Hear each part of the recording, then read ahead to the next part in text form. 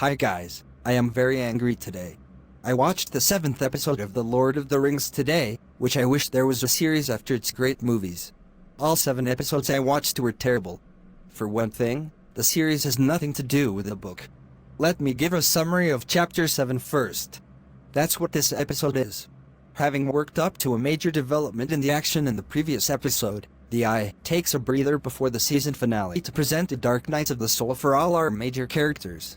The Númenóreans and the Southlanders are counting their losses after the cataclysmic eruption of Mount Doom. Durin and Elrond is facing Durin III's well-founded opposition to his plan to save the elves by mining Mithril, and the Harfoots have exiled the stranger/probably Gandalf from their group and had all their belongings destroyed by our new, silent character, the Dweller, who is probably Sauron. The pace has definitely picked up as we make our way into the last couple of episodes of the season. The consequences of the eruption of Mount Doom are serious. Miriel is blind and the Southlands have been destroyed. Elsewhere, Durin and Elrond's attempts to save the elves have awoken Balrog, and the Harfoots seem doomed to starve. After a first half of the season that really dragged, as we head towards the first season finale, the plot is racing to make up for that. That said, the closest we've come to seeing an actual ring on the show is still the one Harfoot Sotik Burrows wears around his neck, not unlike the way Frodo would eventually wear the One Ring. Maybe next week. The series still, inevitably, suffers a little bit from the curse of the prequel. Most of the characters' fates are known. We can't feel Elendil's worry for Isildur, because we know what happens to him, and the same goes for Galadriel, who is apparently impervious to volcanic eruptions. Bronwyn, Arondir, and Theo are all new characters, but since they are the only 3 Southlands characters, except Halbrand, that we're following, they are unlikely to be killed off either. There are no red shirts left in their storyline. Unlike poor old Antemo, the funny one of Isildur's group, whose fate was sealed the moment he said he'd had enough of fighting last episode. R.I.P. Antemo, your comic relief moments will be sorely missed.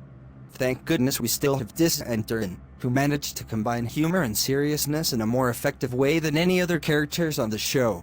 Their storyline progresses the least in this episode, but it does culminate in a really chilling image. The shot of the Balrog awakening is the best use the series has yet made of nostalgia for the Peter Jackson movies or references to the Lord of the Rings in general.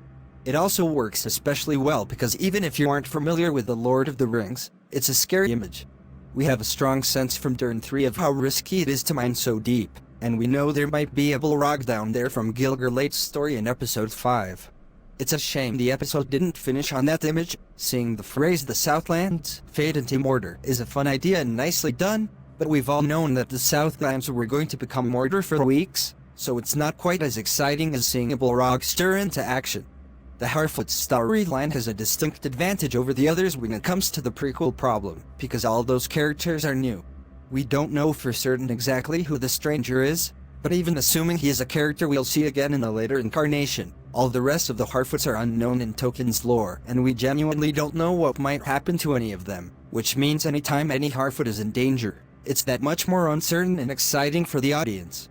The Harfoots themselves are becoming more rounded and relatable characters as well. There are some inconsistencies in how they have been portrayed across the series. Largo's speech about staying true to each other is very nice, for example, but isn't reflected in the Harfoots' attitudes as seen in previous episodes. These are people who will leave a friend to die if they break their ankle.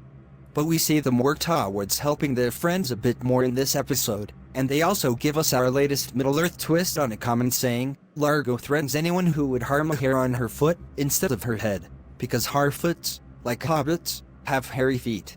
It's a nice touch.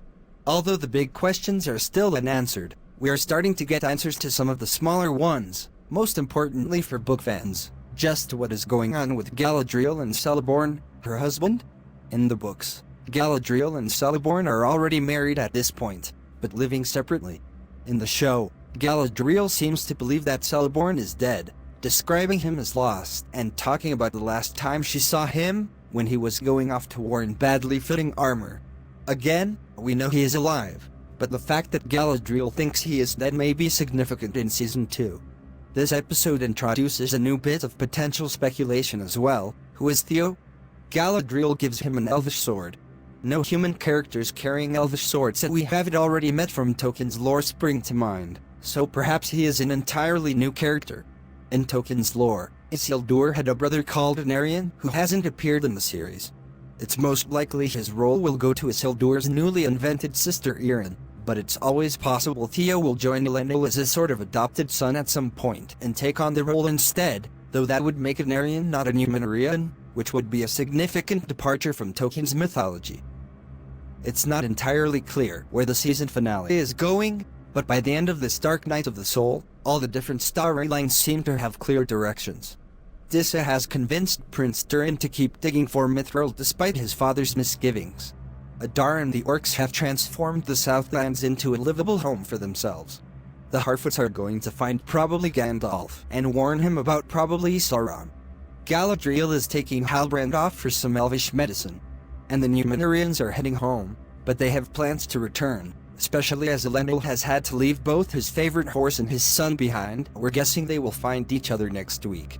Now, if only someone could just mention the idea that it might be fun to forge some really powerful rings in the season finale, we can end this first season happy and looking forward to season 2. The series is not gripping because there is no concept of time. Do you see the distance between Lindon and E-Region on the map provided in the series? How far the map looks. And from the fact that Galadriel sees the horses in the series for the first time in Númenor, we understand that the horses are only in Númenor. That's why it's ridiculous that Elrond and Durin walk back and forth between Lindon and E-Region in every episode, because Elrond and Durin came from Lindon to E-Region and built the big cauldron. On the other hand, Galadriel spent 2 days in prison.